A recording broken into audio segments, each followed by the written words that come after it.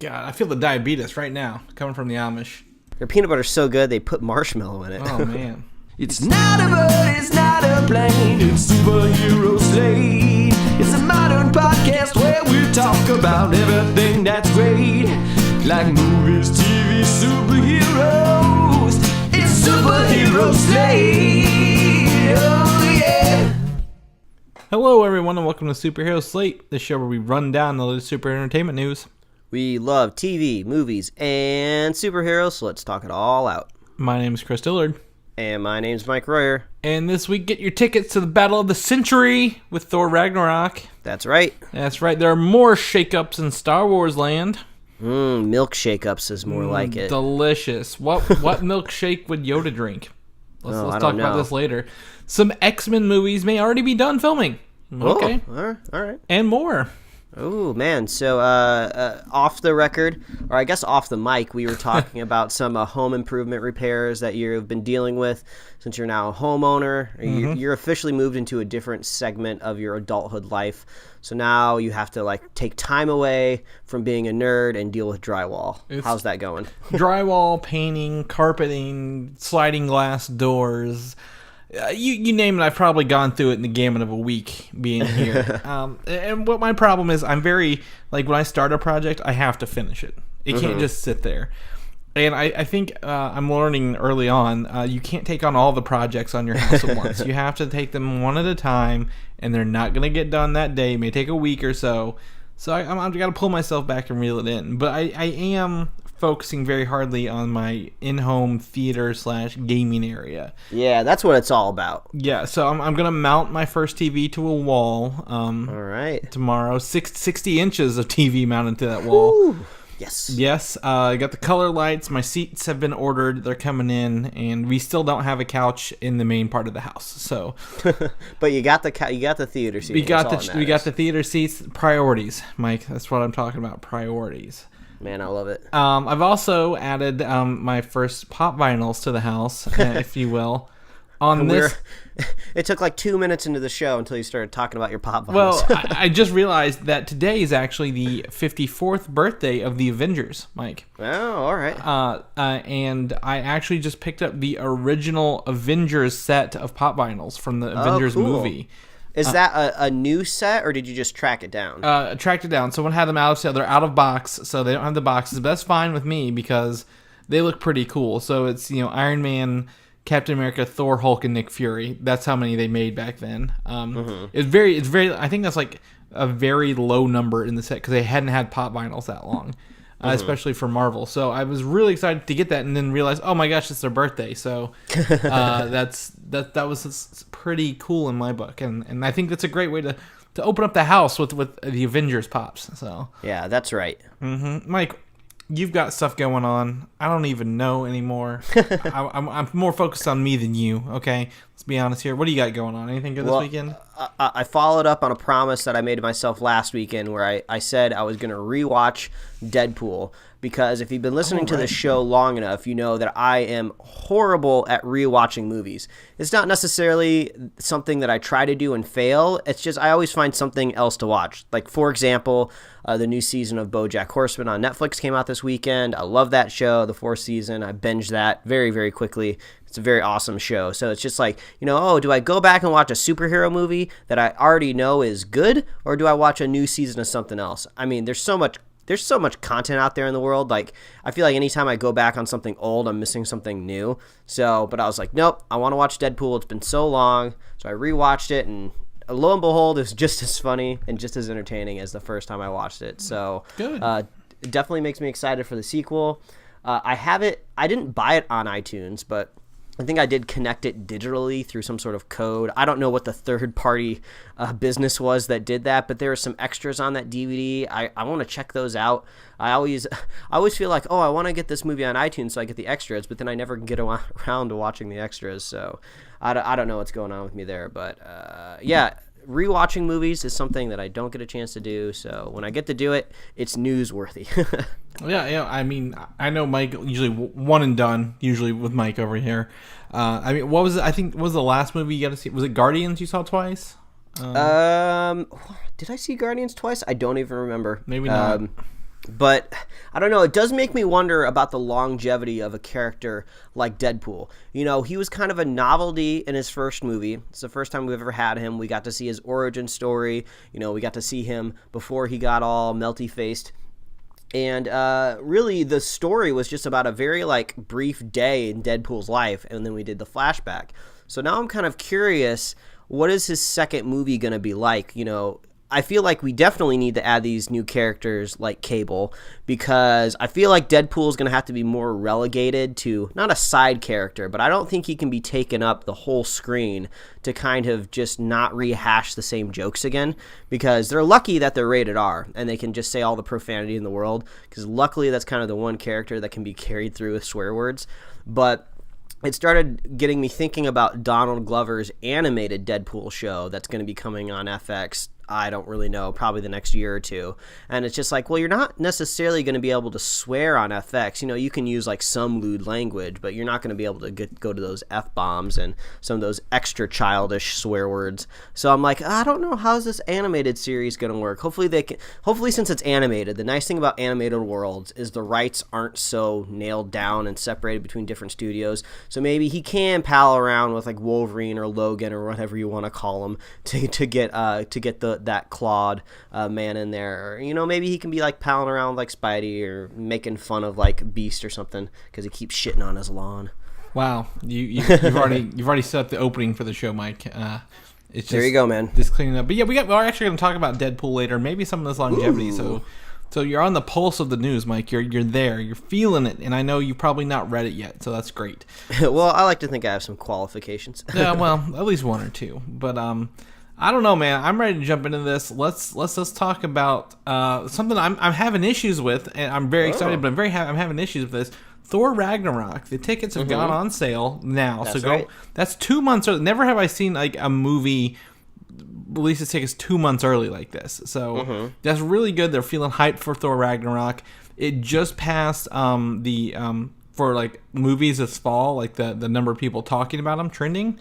It actually passed Justice League and I think Star Wars as of right now. So wow. So right. But we don't have a second Star Wars trailer, so once we get that, we'll see how that goes. But some character posters have been revealed. Have you seen these? I don't have the link offhand. But no, it's like a color run version of the characters. Yeah, I saw them. I took a look. It has like this kind of explosive, like colored powder around them. I think it's just doubling down on just kind of this visual extravaganza we're gonna get from Taika Waititi. I think this is gonna be a really crazy way to kind of look at Thor and his world, and I think it's gonna be so fun. I'm really looking forward to this movie. I love Taika Waititi. So this movie's got everything going for it. You know, I'm not really worried about anything in this movie right now. I just want to go have a fun time. Like, I keep forgetting that there's like a giant wolf in the movie because it was only like tagged onto the last trailer just a little bit. So I can't wait to see what the hell that thing's going to do. I know it's going to fight the Hulk, and that's going to be amazing. So yeah, and we also get to see the actual Thor Hulk fight, which I hope is 5 to 10 minutes of this movie, because that would be awesome seeing them battle out there. Yeah, you know that fight's going to be better than the fight between Batman and Superman. yeah. I mean, I'm down with this for sure. But what I'm having issues with here, I went to buy my tickets. Mike, have you bought your tickets yet for Thor? Yes, I did. Yes. I'm all ready to go. All on it. My local theater that I love to go to actually does not have IMAX times up yet for that day, and they usually, every big movie like this is going to get an IMAX release. This is promoting it. But they've also stated that they have reserved seating coming to the IMAX. So I'm thinking that they're adding the reserved seating back into the movie theater, because it was bought out by AMC earlier this year and they removed it temporarily. So if that comes back, I think these tickets will go on sale later. But I'm like, I need to get my tickets now. Should I go ahead and get my tickets now at a new theater that has that 7 o'clock showing, or wait for that IMAX showing? Because all the other times, not 7 o'clock, they're like 8 or beyond for Thor that evening. I'm crossing my fingers for you, Chris, because if AMC bought out your theater, I believe their stock prices have been literally cut in half this summer since the box office has been so bad this year. So hopefully, like, AMC didn't just buy something that they can't afford to do anything with. Well, I think, if you saw, it was like I forget who owned it beforehand, but it was run into the ground. So AMC can't get any worse, is what you're saying? Yeah, that theater is only going up. And I like AMC because I'm a a Stubbs Premiere member or whatever, so I get points and stuff like that. And but I mean, I really want to go there. But if they don't get the 7 o'clock IMAX, Mike, I need to see my 7 o'clock showing. Well, this will be a tip for anybody out there who's looking to get tickets. It just, at least how my theater works is sometimes when the pre-sale tickets go on sale, I go to the page, I go look at the times, and they're only selling like 2 showtimes. It's just like 2 showtimes. What are you doing here, people? Like, this is like going to be one of the biggest movies of the year, whatever movie I'm going to go see, because usually they're pretty big when I'm buying them ahead of time. And if I go and I check on the tickets maybe almost exactly a week before the movie comes out, I guess that's when the managers like schedule the theaters and they post it up on their website, but they'll just be like a plethora of like new showtimes. So you kind of almost have to like judge like when the management at that theater has to like set the showtimes there. So usually like I get like a flood of new showtimes just about a week before the movie comes out. But I was lucky enough to get tickets right away. So no, that's good. That's good. I think also, maybe if they sell those not normal times early, they might prevent themselves from being flooded at the get-go. Yeah, maybe. Like if everyone's like, they don't have any 7 o'clock showings, I guess I'll get this 8:15, and then they open up the actual 7 o'clocks later. Like, all these people are going to these screenings. We have these open, so I'm gonna cross my fingers. Let me guys know if you guys bought your tickets or not. I'm really interested to see how many people buy the tickets 2 months early. I would have. I did. I would have if I could have, but yeah. Also about Thor Ragnarok, you may have seen a lot of articles this week, and I just want to warn people, possible story moments from these set visit embargoes that have been lifted are coming out. So people who went back to the movie like earlier this year, like back when it was filming, those stories are now coming out, and some of the, I wouldn't say spoilers, but like some story details are coming out, and like plot points, like, okay, this is how how Hulk got to where he was, or this is what's going on with Thor and stuff. So I don't want any of that. We got 2 more months. How am I supposed to avoid this for 2 more months, especially when we do a superhero podcast? Well, I'm at least didn't put the links in or any of the information, Mike. I've got your back. Well, here. you and us collectively will do our best to help everybody out there. But I'm always worried about that one like nerd reporter out there who's trying to get those extra clicks on his blog, so they just basically put the spoiler in the title and it just shows up on Facebook, and it's like, oh, come on, really? So I did read them. There's no spoilers. It's more of just like, here's what's going on. This is what they were filming kind of thing. So there's nothing very important now, but like 2 months ahead, I feel like, in the movie Dodgeball, when he's like dodging wrenches, like that's how I feel like I'm dodging spoilers already, but there's nothing was spoilery, so. But no, we're not going to go into it. But Thor is coming. Everyone is hyped. Let's keep our fingers crossed we get to see this movie and it comes out as well as we think. The movie right after that is Black Panther, and a lot of toys have come out for it. There's I think HasCon, which is like Hasbro Con this weekend, and we get our first look at Killmonger's special suit he'll be wearing in the film, and it's gold and black. It looks very similar. Yeah, so I did see another version of this where like the ears and like the back of the helmet look like more like they're baggier to fit his like dreadlocked hair, I think. So, but I mean, there are a lot of details in this suit that you definitely don't see in the Black Panther suit that are highlighted with the gold.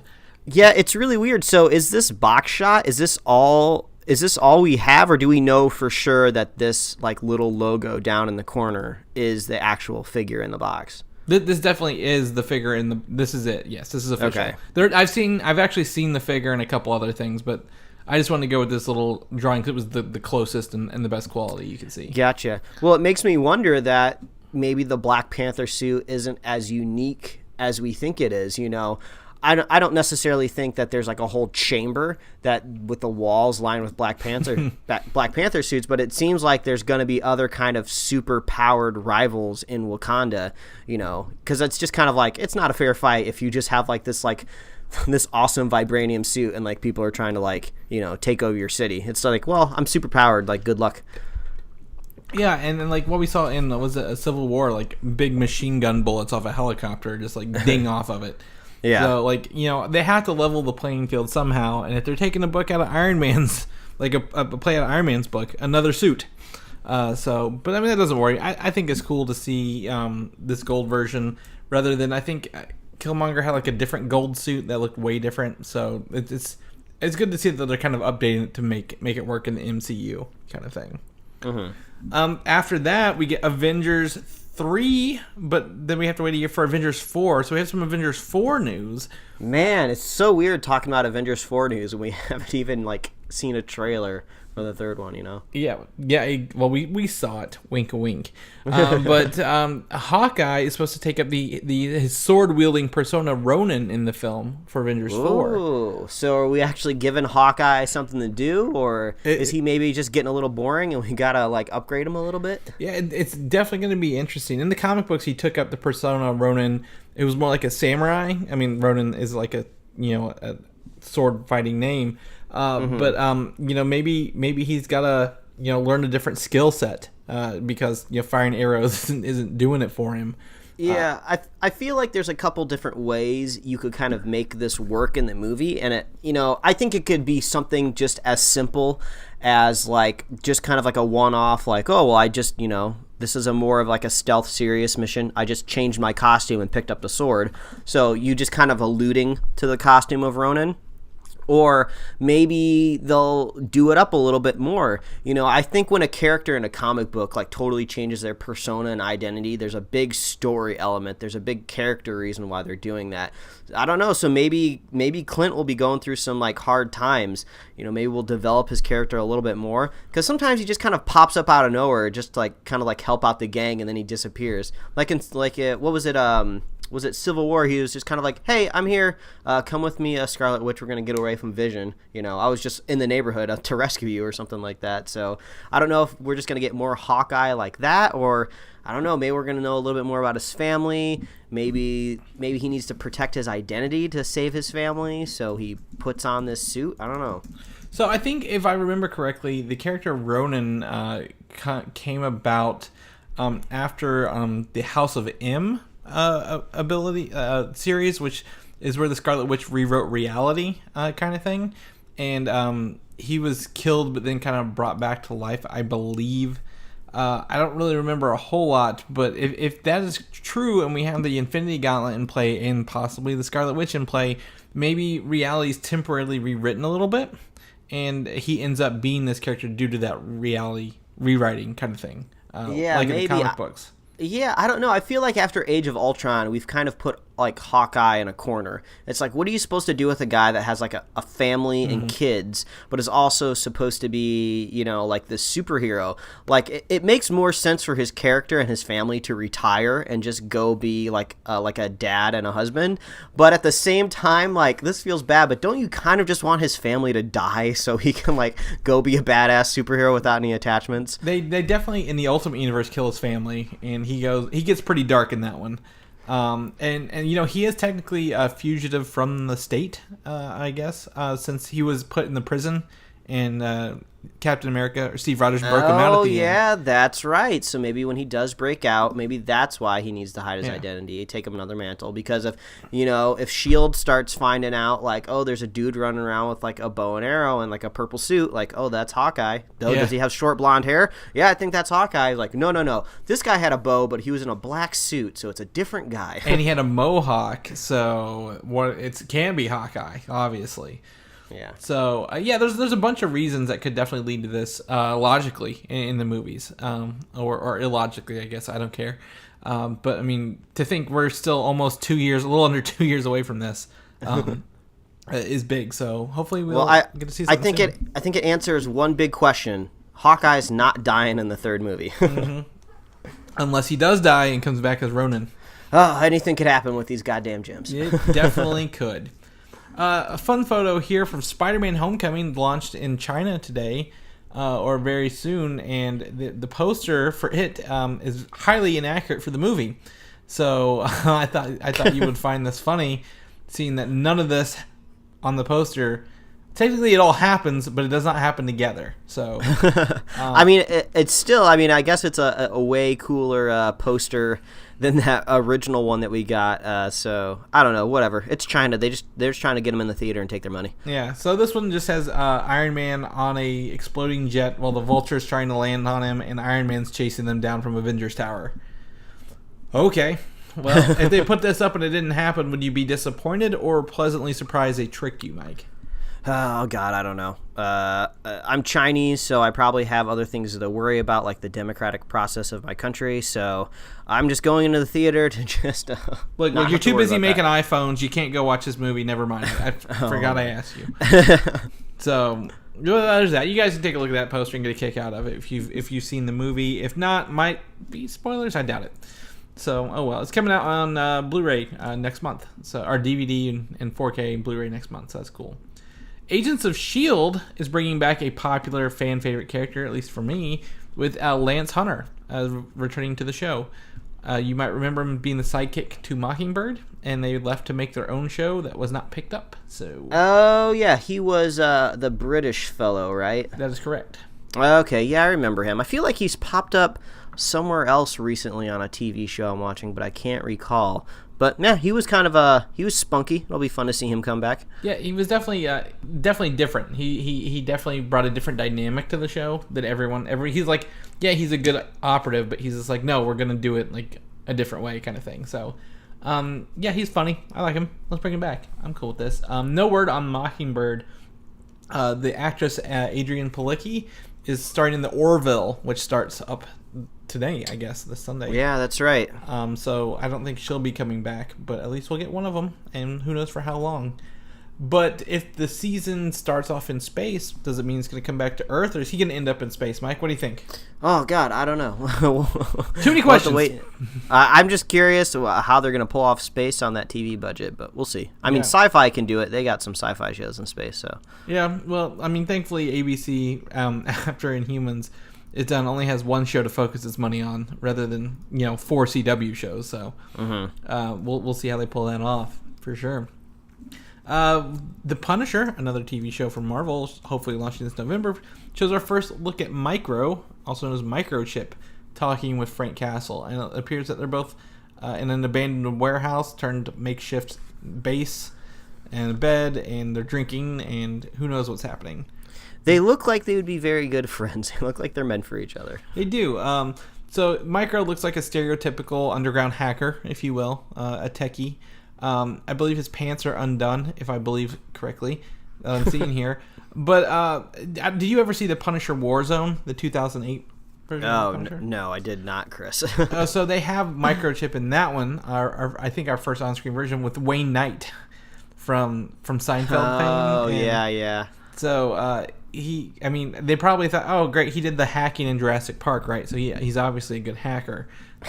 But this is definitely not the Wayne Knight version of Microchip. So that's cool. I'm really excited to see the Punisher. If I was to be straight up honest, like I'm excited to see this show that we don't know very much about, to be honest. So well, Chris, that's all we demand from you is straight up honesty. Well, too bad you're not gonna get it. I'm gonna lie to you. No, not really. We're gonna talk about Disney, the streaming service we talked about last couple weeks ago, maybe last month. The Disney CEO Bob Iger has confirmed the streaming service will also be the only place for Marvel and Star Wars films to stream as well. I am not surprised. Yep. It doesn't make any sense that they would keep those on different streaming networks. I'm just really curious what exactly is going to come to this Disney streaming service. I mean, obviously new movies I would assume would come to the streaming service, but after how long? Disney is really, really popular. People just, if they love those movies, they end up buying them, so it seems like you would still want them to actually buy it and not just pay for a streaming service, but who knows? I'm no CEO of a big giant corporation, but I'm kind of curious, will all of the tendrils of Disney come in? Will like their animated TV shows, will their kind of old back catalog stuff come to it? Like if it's literally anything Disney has the rights to on the streaming service, I think that's actually a pretty good deal depending on how much they charge. Funny you mentioned that. Bob Iger also said in addition to Disney, Marvel, and Star Wars movies, the upcoming service will also have 4 to 5 original Disney series, so new content, all right, as well as 3 to 4 exclusive Disney movies. I'm assuming probably like Aladdin 2 type films. But it also will have his existing television library brought to the streaming service as well. Oh, that would be pretty crazy, man. Which also, Disney does own ABC, so does that mean the ABC library will also bump into this or not? That would be really crazy. They own ESPN. So what about all those old football shows and sports shows people like to watch, like the old games? I mean, It honestly sounds like they're building up a juggernaut for sure. I can't imagine DC's streaming service holding a candle to that back catalog for sure. I mean, I still want to watch that Titan show that's coming out, and I want to watch Young Justice season 3, but man, this Disney streaming service is just going to overshadow anything that they're doing. Mm-hmm. So what I'm thinking is, they may put the movies that come out on the streaming service, because I'm going to bear with me from a monetary model. If this service costs maybe $10 or $15 a month, they're paying $10 or $15 a month to watch their movies. That you buy it once for $20, but if they don't buy it and they keep streaming it, they have to keep the service going in order for their kids to watch those movies. Yeah, would they make more money over that? Again, there's more cost to it than just a single movie, but maybe you can get them there quicker that way. But I kind of am interested to know if maybe what these are going to look like. Will the Star Wars TV shows make it over there? Will the Marvel TV shows make it? I would think maybe if they're making original series, I would assume maybe they're going to make finally a Star Wars series, and I mean that would kind of be a killer kind of thing to put on their service. Like, oh, we're finally making a Star Wars series, but you're going to need to get this Disney streaming service. I think Disney is a very unique situation. They're a very well-known studio that has like theme parks all over the world. They have some of the most iconic characters on the planet. They can do this, but they're the only studio that people care about, like the label, like, oh, it's a Disney movie, I'm going to go see it. Nobody cares about any of the other studios. Like, I'm not going to want a Universal streaming service. I don't want like a Lionsgate streaming service. I don't want a WB streaming service. I don't want all of these kind of like random streaming services from studios, because no one cares really what studio a movie comes out of. I mean, we know just because, we report on this stuff, but that's about as far as it goes for us. So I think Disney's in a unique position here, but Sony shouldn't even attempt or entertain the idea of a Sony streaming service, because it's just going to be a waste. There's maybe like 4 or 5 big studios out there. I don't want 4 or 5 new streaming services just to be able to watch all the stuff that's coming out, So yeah, I totally agree. Like, no one else, like, they want to imitate everybody, and they just kind of half-ass it. Whereas Disney, they're buying all the services, they're buying all the infrastructure, they've got all the content, they've got the brand loyalty. They're gonna do it right. Just hopefully nobody, like you said, like other smaller studios try to pick it up and do it themselves, because a DIY streaming service with only like 5 good things, you gotta shoot yourself right in the foot. So yeah, I mean, yeah, they're just in a totally different league, and I'm just really curious maybe monthly billing fatigue is going to set in with some people soon. Like, this is slightly off topic, but there's like a home security camera called Canary that you can buy, that just like a year or two ago when it was introduced, you used to just buy it as a piece of hardware and you used to plug it in and it worked. But now if you want to get almost any functionality out of it, you have to pay a monthly payment because it connects to some sort of cloud service or something like that. So it's like, how many things in people's lives is going to end up being a monthly payment? So it's just like a streaming service ends up being just another one of those things. So it's just like how many judgment calls do you have to make at the end of every month or at the beginning of every month when the bill comes due for just this streaming thing that is just like, oh, this is like so annoying. I used to be able to just like buy one thing and that would be it. I used to be able to just buy one Disney movie and have it and watch it whenever I want. But now I feel compelled to be able to stream it all the time anywhere. I guess it's totally convenient. The convenience of streaming is just like insane, but there's got to be a limit. No one's going to be subscribed to like 100 things that they have to pay like $10 a month for. I definitely think it's part of everyone's like, well, we hate cable packages. We want our a la carte systems. And now they're here, and when you add them all together, it's not as good as the original deal was. So, well, I think it's because, like, if you do take that a la carte like kind of analogy, there is like, well, if you were gonna break up like cable channels, it's almost like, what would you be willing to pay for that one cable channel? And it's just like, I think some are worth $10 a month, and I think maybe some are worth less. So it's like, we were just talking about, the Disney streaming service comparing against the DC streaming service.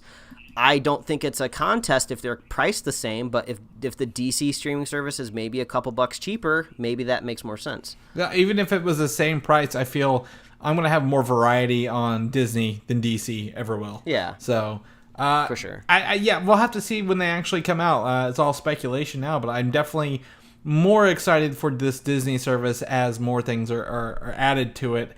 I just hope Disney doesn't take the approach like they do with everything else where it's tiered. You pay for the Disney tier, you pay for the Marvel tier, you pay for the Star Wars tier. Oh God, no! Just give it to me all. Just one package, one price. That would be great. So we'll knock on wood there.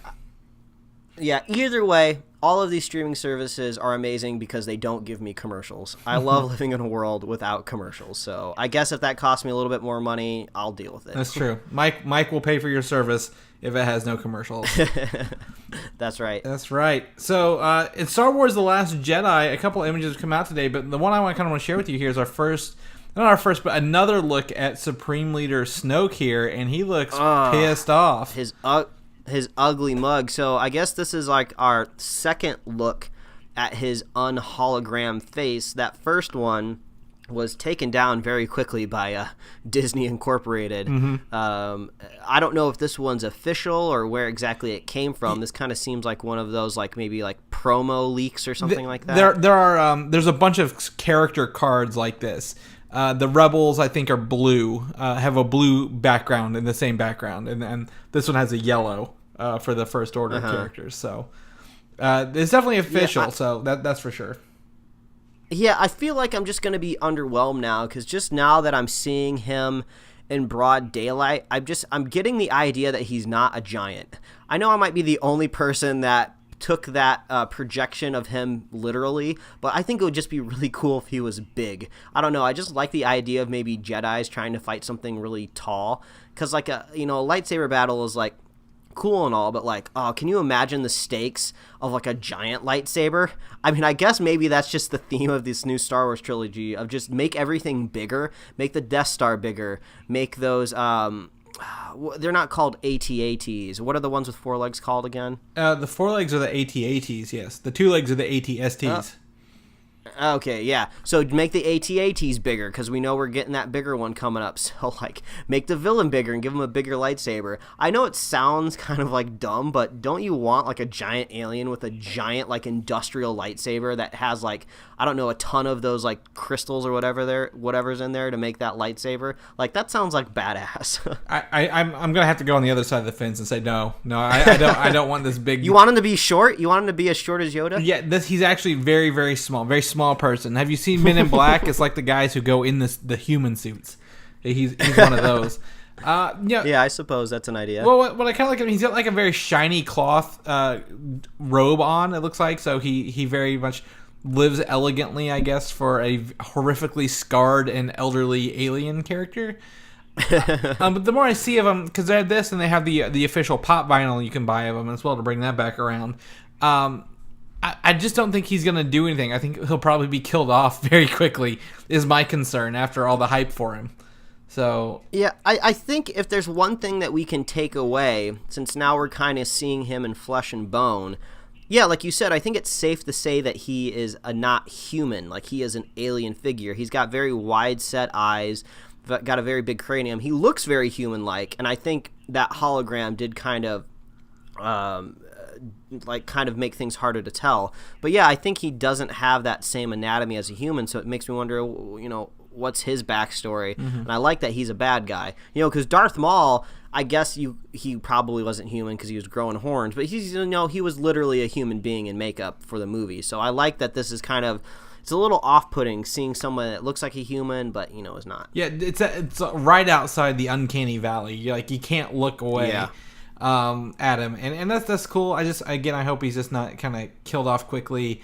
But also, I always forget that he is played by Andy Serkis. How awesome is that he gets to come in and play this awesome, hopefully awesome Star Wars character. So, I want to see what. Hopefully, a giant Star Wars character. Yes, Andy Serkis has been King Kong, and then his taller relative, Supreme Leader Snoke. So yeah, so we'll give him that. Yeah. Yeah. But everyone's here for the other Star Wars news, Mike. I know you're here for this. Star Wars Episode 9, not titled yet. The director Colin Trevorrow has exited the movie, presumably fired from the movie. Pretty right now. A couple weeks ago, we reported that he wrote a draft of the movie and some new people were finishing the movie. I think that's normal, but now that he's left the film, that might have been some early signs of a shakeup going on there. Yeah.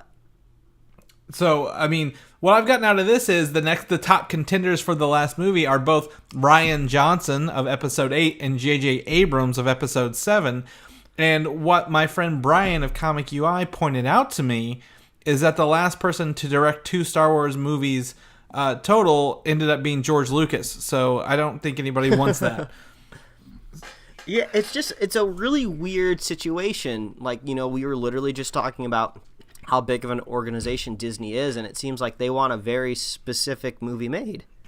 Yeah, and so this is the second Star Wars firing that has happened this year alone. The first being the, I forget, Phil Lord and Chris Miller off of Han Solo movie, right? So now we're here. Han Solo, smaller film, still gonna make a lot of money, but when you're fired off a large Star Wars movie, I mean, you've got to have done something real bad, I think, to get that to that point. Because Star Wars made the announcement, not the director himself. Yeah, and it's just strange because it makes me think, you're hiring a director, so do you just go all in and hopefully they make something good that you want? Or do you just try to craft the situation and kind of like hopefully try to make the magic happen the way you want it to happen? I feel like if a studio has this much control over a movie, I feel like it's almost like they're trying to sand down the edges. They're trying to make sure it's perfect, it fits right into this hole exactly how they want, so it just churns out the most cash as possible. But like, are we kind of losing any sort of like the creativity that comes from the movie when you kind of just throw these directors off? But who knows? I mean, we kind of have to wait and see maybe how this Han Solo movie works, because I think that's the closest analog right now. If the movie just kind of ends up being average and okay and inoffensive, maybe we're just going to get more of that for Episode 9. Well, I think Han Solo, compared to Episode 9, is a little unfair. Because much like Marvel, their movies can stand alone and be creative, but they need to, the ones that work together, into like, the Thor movies have to work together, the Iron Man movies have to work together. But like, you don't have to worry about Captain America as much when you're making Ant-Man or Doctor Strange, kind of thing. But as an unnamed producer quoted this week, that there's one gatekeeper when it comes to Star Wars, and it's Kathleen Kennedy. If you rub Kathleen Kennedy the wrong way in any way, you're out, you're done. And a lot of these young new directors want to come in and say, I want to do this, I want to do that. And a lot of these guys like Phil Lord, Chris Miller, Colin Trevorrow got very rich very fast, which is true. They just did some indie films and then were put on that. And they don't want to play by the rules and believe their own hype, and they want to do shit differently. And Kathleen Kennedy isn't going to fuck around with that. So, I mean, I think, when they announced Star Wars 3 movies, they announced all 3 directors at once, I'm pretty sure.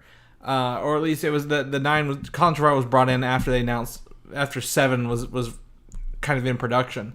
So that might have been a little bit earlier, but I don't know. I don't think creativity is going to play too much in Star Wars, because they've obviously got a Star Wars story Bible. Like, this has to happen by this movie kind of thing.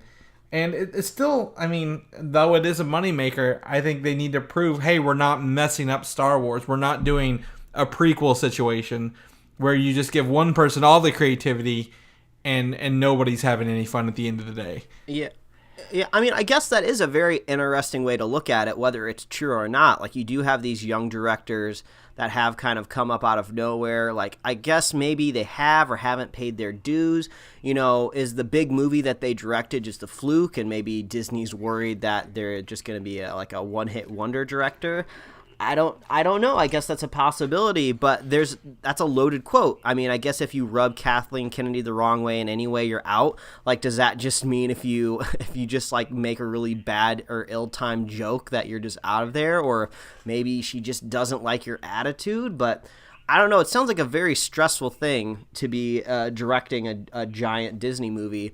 And it seems like they're not necessarily looking for directors. It's almost like, okay, we need a project manager for the next Star Wars movie who can manage this and shepherd this through. But we're going to make sure that they report up to us. So, I mean, I guess that's just what happens when you have these movies pulling down billions of dollars. There's going to be a lot of people involved. So I guess, I don't know. It's kind of weird. It's like you just never know what's going to happen. Well, the thing with Star Wars is it's also a lasting legacy. I don't think they're going to ever go back and special edition these 3 movies that they're making right now. So what they're trying to make is, the definitive edition the first time around.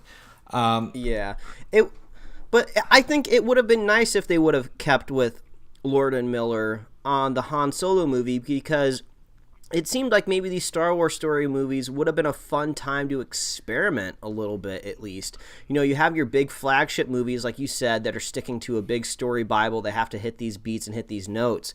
But wouldn't it have been fun to kind of just hire these directors for these Star Wars story movies and let them do literally exactly what they want?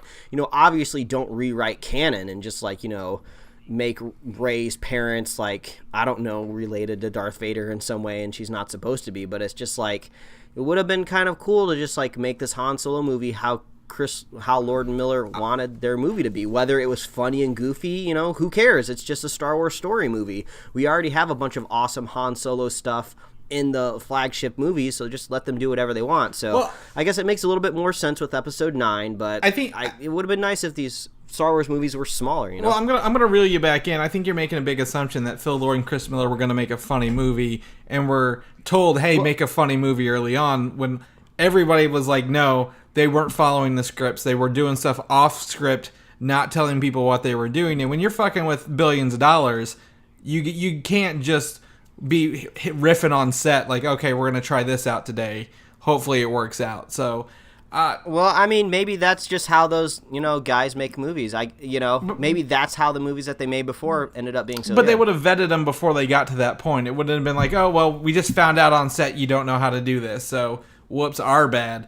I think, whatever they agreed upon early on was not what was happening on set. And again, knowing the process, and we both know the process, we know there's all sorts of stories, all sorts of sides to things, and whatever happened, we may never know, but at least we don't have Josh Trank directing a Boba Fett movie. Let's all just be thankful he got fired first, and we don't have to deal with that. Oh, man, the drama is so much fun. Drama is so much fun in Hollywood. Imagine if this had happened 15, 20 years ago, we never would have heard any of it. It would have just went under the radar, and we'd have been like, we don't know anything different. So I definitely love it. Looking forward to more Star Wars, though. Really, really getting into the Star Wars mood this winter, so really hoping for that. The X-Men Dark Phoenix, a movie that who the fuck knows how this is gonna go. We've already kind of said it, but we're gonna confirm it. Jennifer Lawrence has again reaffirmed she's returning as Mystique to the X-Men franchise in Dark Phoenix. Ooh, just a low tone of boo throughout this whole story. I don't want her coming back. She's a fine actress. She's won Oscars. She's been in good movies. But she just doesn't really seem to fit within this X-Men universe, mainly because they're just like, hey, we have this giant big star in our movie. She happens to be playing Mystique, so let's just give her all of this camera and screen time and all of the story preferential treatment. We don't want Mystique doing that, people. Oh, I think it's good to not write out Mystique completely if they're trying to, keep this character was only in it for 3 movies and they're completely gone. I feel like that's whenever characters kind of get ripped off a little bit, and then the story doesn't flow naturally. But she doesn't need to be the main focus. Yes, we know she's pretty to look at, she makes money, but we don't need a Mystique movie unless you want to just make a whole Mystique movie. And I think that was called Days of Future Past or something like that. So yeah, it just feels like they're servicing her stardom. Yeah. So she says she wants to follow the character arc after the first 3 films, which kind of leans into what I was saying. Hey, hopefully this character just doesn't disappear off the face of the earth, as important as she was for the other movies. But at the same time, she probably got a dump truck full of money to come in and do this. So, does she need to come back? Maybe not for hey, there's a cameo of her in the school. She's a teacher now, or oh, she's over with the Brotherhood of Evil Mutants, getting ready to show up in X-Men 1, But other than that, I'm kind of on the same page as you. Like, we don't need a lot of Jennifer. It doesn't need to be hit in the face with Jennifer Lawrence. So yeah, exactly. I mean, we were just kind of beating Disney down a little bit in that last segment, but they did make a good decision to not cast Jennifer Lawrence as Rey, which reportedly they were going to do in the Star Wars movies, and they specifically said it was because they were worried her stardom would kind of overshadow the film. So I feel like Fox is just like, no, fuck it, we're gonna put her full front and center in these movies because they need to make money. yeah, exactly, and they don't need Jennifer Lawrence's drama to get there. So yeah, I don't know. I'm excited for. I'm not excited for Dark Phoenix, but I'm excited for the X-Men franchise as a whole because of all the other properties they might have coming our way. Also, in Dark Phoenix, Jessica Chastain has said she is not playing Lilandra, Queen of the Shi'ar Empire. So maybe we're not going to space. Maybe well, we got hyped early. Is she still going to be in the movie, or is she just confirming she's not going to be that character? She is in the movie. She's been filming and then said that I'm not playing Lilandra kind of thing. So. Well, maybe there still is a Lilandra. Maybe she's just a different character. Okay, I want to be surprised, honestly, but I don't want X-Men Apocalypse. Is kind of what I'm saying here. Yeah. You know what I'm saying? Well, I feel. Yeah, well, it's like, what else do you have to do with the X-Men? They've been around for so long. They've kind of already told, the main X-Men story, which is kind of like the discrimination between mutants. They've kind of told that several different ways now. They've gone into the past. They've gone into the future. Now, it's basically, they just got to go into space. That's kind of like the last thing left. Please, go into space. The space parts of X-Men are some of the greatest parts of X-Men. Like, they just gotta bite the bullet and go outside of the box because it's working for Marvel. Take a page out of their book for once, okay? Like, do something smart with X-Men. Or you know what, Marvel, take that money you were gonna spend on Inhuman season 2 and just buy the X-Men back because you have Disney has the money to do it. So. Yeah, that's right. I don't know. Either way. But like I said, we have other X-Men properties to look forward to, much like Deadpool 2 and the New Mutants, which reports have said that both films have possibly wrapped production already.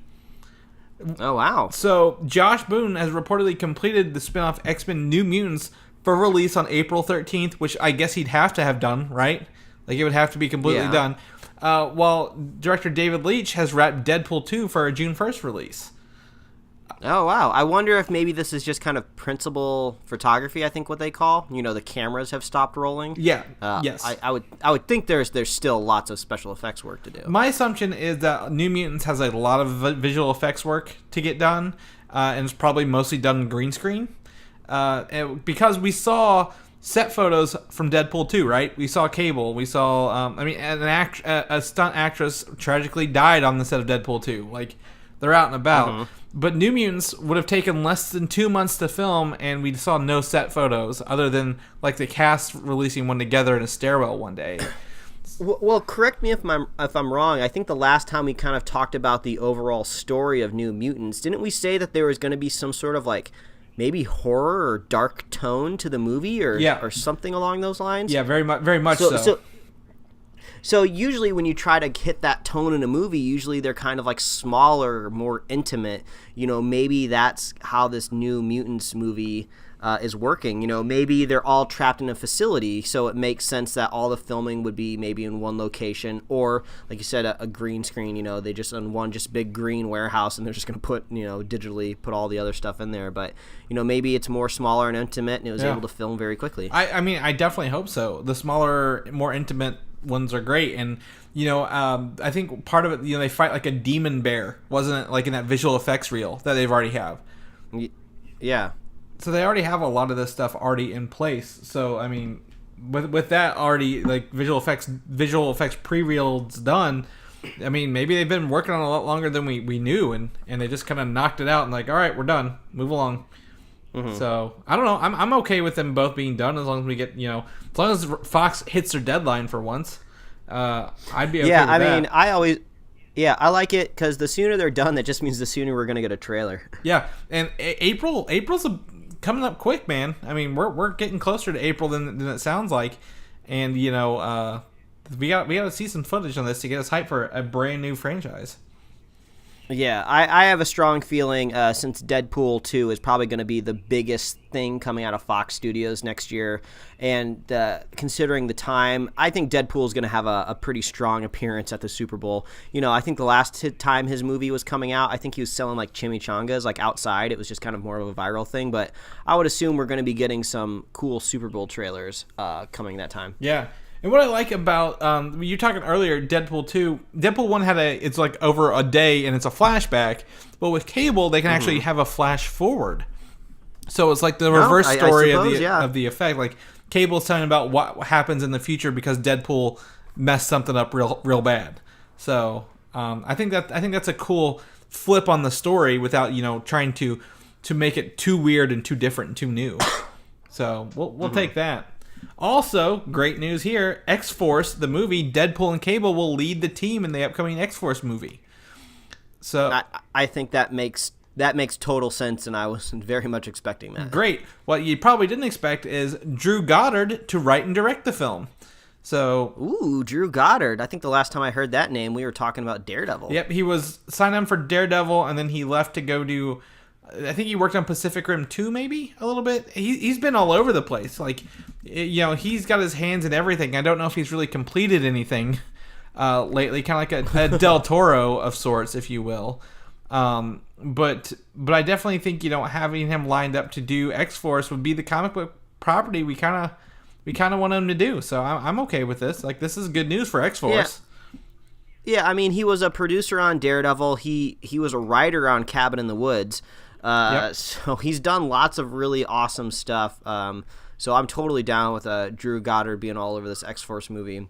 I'm like, obviously the X-Men universe is just kind of all over the place. I'm kind of more curious where X-Force and Deadpool kind of connect and separate, because I kind of made the theory, I think maybe a few months back, that X-Force would kind of be the third Deadpool movie, kind of like, that's right. What they're building up to, kind of like an Avengers style thing. But then I think, there's going to be a Deadpool 3, and it's going to be like an actual Deadpool trilogy. So does the X-Force like move on maybe without Deadpool in the future? So it's just kind of like, is Fox just throwing Deadpool in anything that they possibly can, like a spice, Yeah.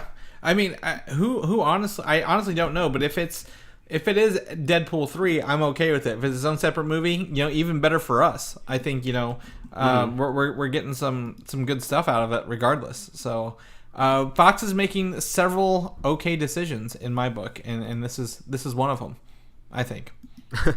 Mike might find this really happy to hear that the Venom movie has been pushed back, the production, to October 23rd. The original date was September 1st. That's almost 2 whole months. Do you think this movie will ever see the light of day? Oh, man. I don't know. I feel like production-wise, we're getting very, very close to kind of like some big dollars being spent. So, I mean, October 23rd isn't too far away, so I feel like maybe the gap is a little too small to just write the movie off like I would want. I don't know. Maybe they're waiting for some schedules to align. What is Tom Hardy is supposed to be in this movie, right? Tom Hardy is Venom, yep, and they're shooting for an October 5th release for next year. Yeah, I don't know. Maybe his schedule's all messed up, and they gotta wait for him to come on board. So I don't know. The reports are this is because finding crew in Toronto is very hard right now because of the X-Men movies and the Avengers filming up there. They can't find the crew to make Venom, because they're all hired working on bigger, more trusted projects. So yeah, because God forbid any studio make a movie in Los Angeles. Yeah, they got to go to Georgia or Canada. I think Captain Marvel is coming to LA actually for you guys. So I'm gonna send you out on the street. It seems like no studio makes any movie without some sort of tax cut, and out here in LA we do have tax cuts for movies, but it's on more of a lottery based system. So you kind of say like, hey, I want to make a superhero movie in LA, put your name in the raffle, and if it comes out, you get the tax credit. So sometimes you get them out here, sometimes you don't. Yeah, so I mean, I guess if they can still meet their October 1st deadline, I want to see some official images, man. Like, give us a tentative logo. Give us a tentative Venom suit look, you know. Give us something to get hyped about, because right now, pretty low on my list for next year, and next year's not got a lot of good movies. So yeah, you got to give me something to sink my teeth into, just because I can't get excited for this right now. Yeah, pretty much. Moving on right along, Suicide Squad 2 has been in our news about every week for the past month. And the director and writer has been found with Gavin O'Connor, who recently did the Ben Affleck movie The Accountant. Oh, I didn't see it. I'm a friend of the show, Brian Smith of Comic UI. He watched it recently, and he's like, you know, this was not a bad movie. And he showed me some of the action scenes, and they were pretty cool. I wouldn't say quite Jason Bourne level, but like it had some good action in it. So I guess that's okay. I mean, I would prefer a new person rather than who did the last one, David Ayer. So I'm okay with new blood coming in, injecting it into the show or in the movies. So we'll go with that.